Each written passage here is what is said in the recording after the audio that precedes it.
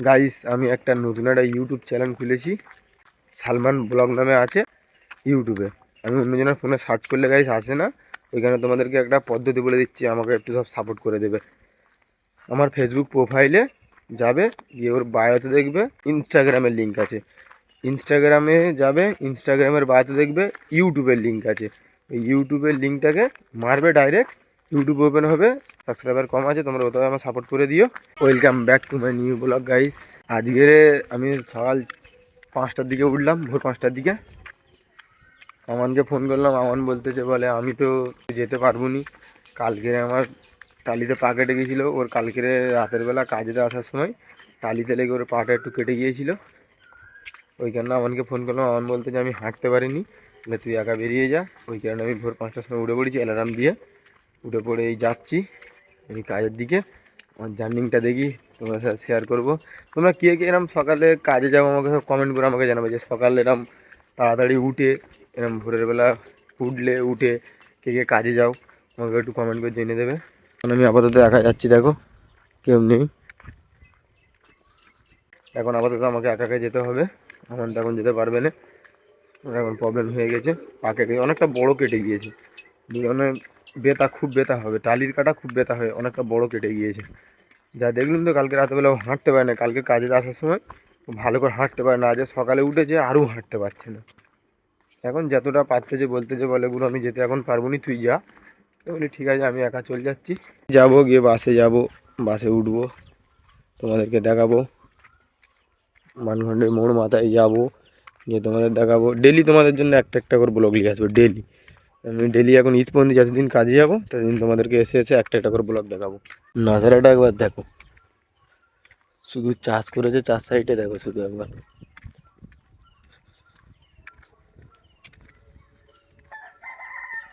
এখনো সকাল 6টা বাজে, এখনো কুয়াশা হয়ে আছে দেখো।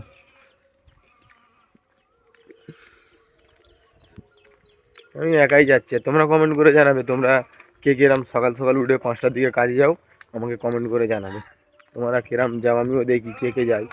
আমি তো একা ভাবতেছি যাচ্ছি না, তোমরাও মনে হয় কেউ না কেউ যাও, তোমরা কমেন্ট করে জানাবে আমাকে ইউটিউবে। আমি যেন আগে যেন বাড়ি গাইস। আমাদের গ্রামে তো অনেকজন তো ব্লগ ট্রাই করছে, কিন্তু আমি যেরকম ব্লগ করি এরকম তো কেউ করছে না, দেখতে পাচ্ছি সামনে। এখন ভিউটা এখন দেখো, সকালে এখন খুব বেশি লোক উঠে নেই, আপাতত আমি একা এখন যাচ্ছি। সব 6টা এরম বাজে সামথিং, বেশি বাজে না। আমি উঠেছি 5টার দিকে। নাজারাটা একবার দেখো শুধু গাইস। আমাদের গ্রামের পোল দেখো গাইস, এইটা আমাদের গ্রামের পোল। আমাদের এই পাশের দিকে চলে আসলে আমাদের গোড়াগাছা পড়ে যাবে। এই পাশের দিকে, এদিকে সিমলে চলে গিয়েছে, আর এদিকে সোজা গেলে মানগঞ্জ চলে গিয়েছে, আর আমাদের এপাশে সোজা চলে গেলে গোড়াগাছা। আমাদের এটা গ্রামের পোল গাইস। আমি একটা নতুন একটা ইউটিউব চ্যানেল খুলেছি গাইস, সালমান ব্লগ নামে।